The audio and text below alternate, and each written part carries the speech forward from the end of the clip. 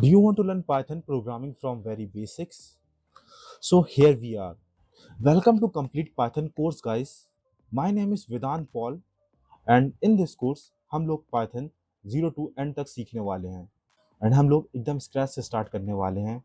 सो इस बात की भी टेंशन नहीं लेनी कि मैंने प्रोग्रामिंग कभी पढ़ी नहीं एंड ये भी नहीं पता कि एक्चुअल में प्रोग्राम होते क्या हैं. So this course is good opportunity for you to start.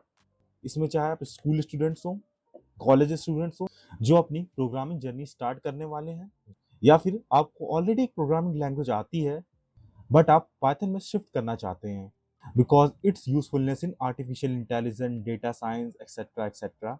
Okay, so मैं सिंपली यही चाहता हूँ कि आप इस कोर्स के थ्रू पाइथन प्रोग्रामिंग कंप्लीटली सीख सकें एंड आपको जो भी प्रॉब्लम्स आ रही हो वो इस कोर्स के थ्रू कंप्लीटली सॉल्व हो जाएं.